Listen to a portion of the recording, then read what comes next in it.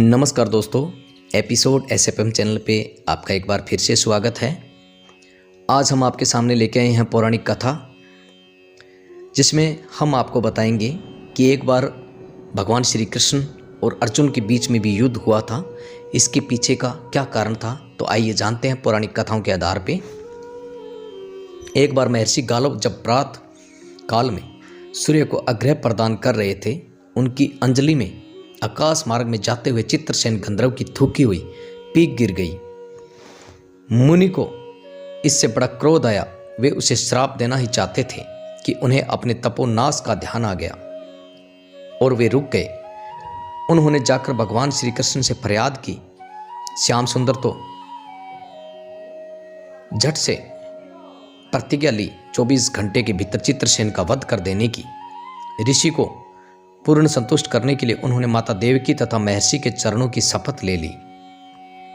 गालव जी अभी लौटे ही थे कि देवर्षि नारद वहां पहुंच गए और भगवान ने उनका स्वागत आतिथ्य किया। शांत होने पर नारद जी ने कहा, प्रभु आप तो परमानंद कंद कहे जाते हैं। आपके दर्शन से लोग विदास पाप मुक्त हो जाते हैं, पर पता नहीं क्यों आज आपके मुख पर विषाद की रेखा दिख रही है।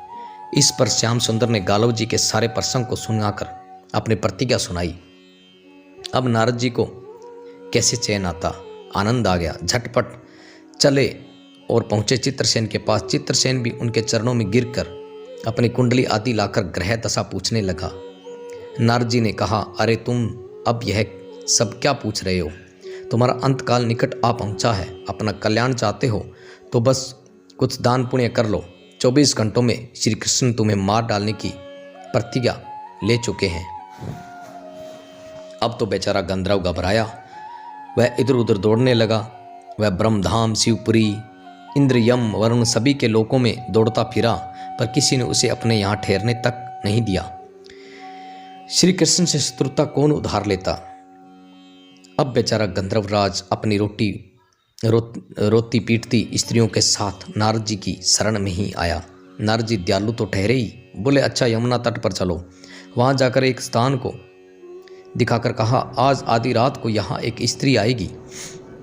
उस समय तुम ऊंचे स्वर में विलाप करते रहना। वह स्त्री तुम्हें बचा लेगी, पर ध्यान रखना जब तक वह तुम्हारे कष्ट दूर कर देने की प्रतिज्ञा न कर ले, तब तक तुम अपने कष्ट का कारण भूलकर भी मत बताना। नारद जी भी विचित्र ठहरे। एक ओर तो चित्रसेन को यह समझाया, दूसरी ओर पहुंच गए अर्जुन के महल में, सुभद्रा के पास। उससे बोले, सुभद्रे आज का पर्व बड़ा ही महत्वपूर्ण है। आज आधी रात को यमुना स्नान करने तथा दीन की रक्षा करने से अक्षम पुण्य की प्राप्त होती है। आधी रात को सुभद्रा अपनी 1-2 सहेलियों के साथ यमुना स्नान को पहुंची। वहां उन्हें रोने की आवाज सुनाई पड़ी। नारद जी ने दिनों उद्धार का महात्म्य बतला ही रखा था। सुभद्रा ने सोचा, चलो अक्षय पुण्य लूट ही लूं। वे तुरंत उधर गई तो चित्रसेन रोता मिला। उन्होंने लाख पूछा, पर वह बिना प्रतिज्ञा के बतलाए ही नहीं। अंत में उनके प्रतिज्ञाबद्ध होने पर उसने स्थिति स्पष्ट की।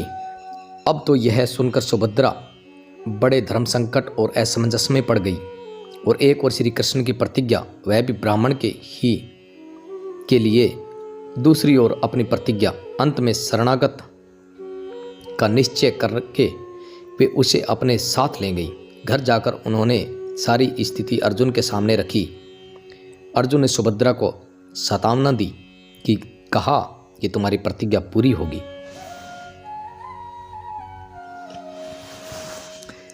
नारद जी ने इधर जब यह सब ठीक कर लिया, तब द्वारिका पहुंचे और श्री कृष्ण से कह दिया कि महाराज अर्जुन ने चित्रसेन को आश्रय दे रखा है, इसलिए आप सोच विचार कर ही युद्ध के लिए चलें। भगवान ने कहा, नारद जी एक बार आप मेरी ओर अर्जुन से समझा दो, उन्हें चेता दो। अब देवर्षि पुण्य दौड़े हुए द्वारका से इंद्रप्रस्थ पहुंचे। अर्जुन ने सब सुनकर साफ कह दिया, मैं सब प्रकार से श्री कृष्ण की ही शरण हूँ। और मेरे पास केवल उन्हीं का बल है।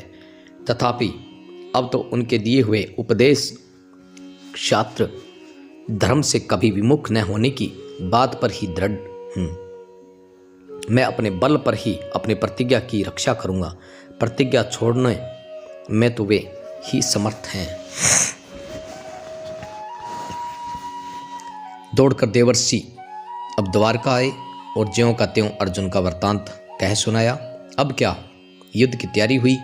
सभी यादव और पांडव रण क्षेत्र में पूरी सेना के साथ उपस्थित हुए। तुमुल युद्ध छिड़ गया।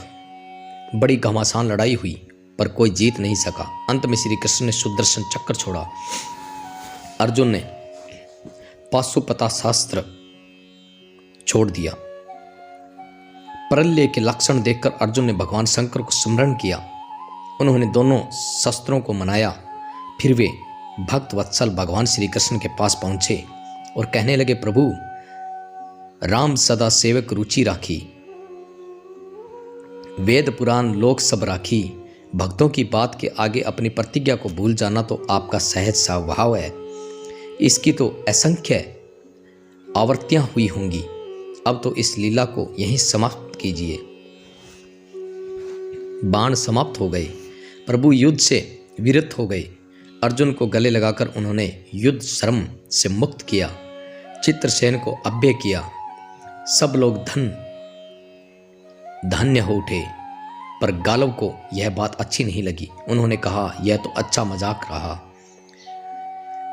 स्वच्छ हृदय के ऋषि बोल उठे, लो मैं अपनी शक्ति प्रकट करता हूं। मैं कृष्ण, अर्जुन, सुभद्रा समेत चित्रसेन को जला डालता हूं। पर बेचारे साधु ने ज्यों ही जल हाथ में लिया, सुभद्रा बोल उठी, मैं यदि कृष्ण की भक्त हूं और अर्जुन के प्रति मेरा प्रतिवृत्ति पूर्ण हो तो यह जल ऋषि के हाथ से पृथ्वी पर न गिरे।